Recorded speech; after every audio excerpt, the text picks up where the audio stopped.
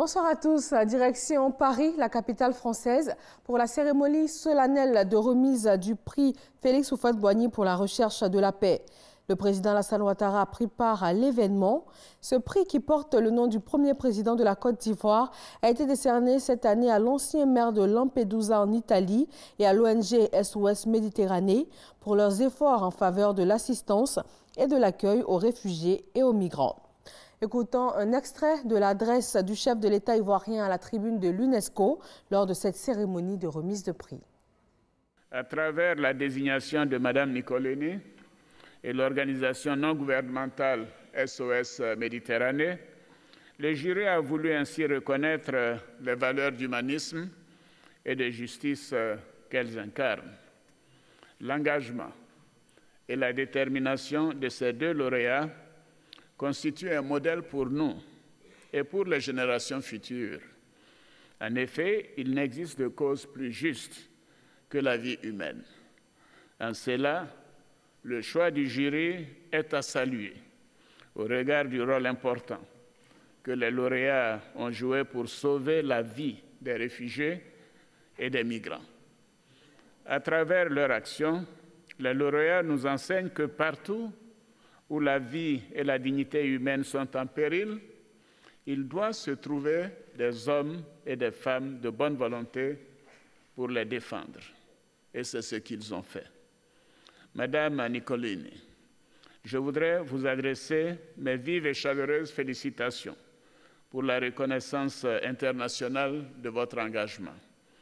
Votre mérite est d'autant plus grand qu'au moment où l'afflux des migrants vers l'Europe par la Méditerranée provoque parfois des réflexes de peur, de repli ou de rejet, vous avez choisi, vous, de vous impliquer avec vos collaborateurs dans la gestion de la crise migratoire, qui est l'une des plus graves crises humanitaires de ce début du XXIe siècle.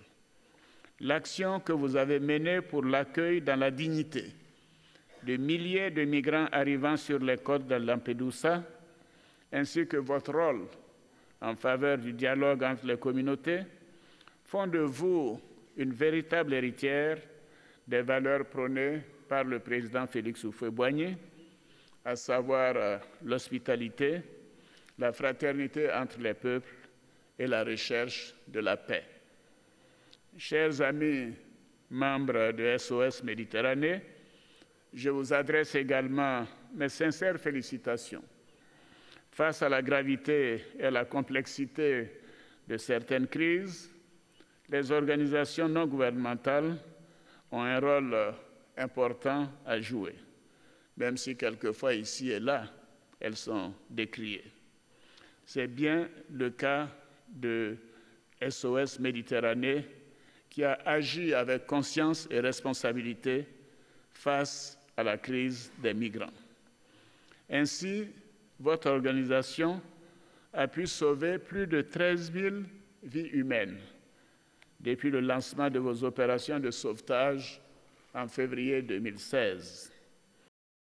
Plus de 8 000 migrants ont été secourus ces dernières 48 heures en Méditerranée dans les eaux en face de la Libye, dont 5 000 ce lundi qui se trouvaient à bord de 5 embarcations, dont des hommes, des mineurs, des bébés et aussi des femmes enceintes. Le beau temps favorise ces départs massifs de migrants. Selon le Haut Commissariat de l'ONU aux réfugiés, plus de 2 000 personnes sont mortes ou sont portées disparues depuis le début de l'année en tentant de traverser la Méditerranée. Dans l'actualité judiciaire ivoirienne, le commissaire du gouvernement a fait le point des activités du tribunal militaire d'Abidjan depuis le début de l'année. 124 dossiers impliquent près de 800 policiers et gendarmes. Le colonel Ange Kessi a annoncé l'ouverture de poursuites pour fait d'homicide volontaire de 6 gendarmes de la brigade de gendarmerie d'Ara contre 6 agents des pompes funèbres de la ville. Ils ont tous été déférés ce matin. 20 morts, 43 blessés et plus d'une centaine de maisons détruites. C'est le bilan des pluies diluviennes qui se sont abattues ces derniers jours sur Abidjan et plusieurs villes du pays. L'État ivoirien a dégagé près de 500 millions de nos francs afin de porter assistance aux personnes touchées. La ministre de la Solidarité a remis ce matin les enveloppes aux victimes de la commune de Cocody, quartier Gobelé. Les épreuves orales du baccalauréat général ont démarré ce mardi sur l'ensemble du territoire national. Des matières concernées sont le français, l'anglais, l'allemand et l'espagnol. Pour le brevet de technicien de l'enseignement professionnel, ce sont les épreuves écrites qui ont démarré également ce matin. Une vague massive de cyberattaques a frappé ce mardi simultanément de très grandes entreprises dans le monde entier. Aucun lien officiel n'a été établi entre ces différentes attaques, mais des informations rapportées par plusieurs entreprises font état d'un virus qui fait apparaître une demande de rançon de 300 $ sur l'écran de l'ordinateur. Le procédé rappelle le mode d'action du virus qui avait affecté de très nombreux pays en mai dernier. Voilà, merci de votre attention. Nous vous retrouverons à 20 h pour le journal sur RTI 1.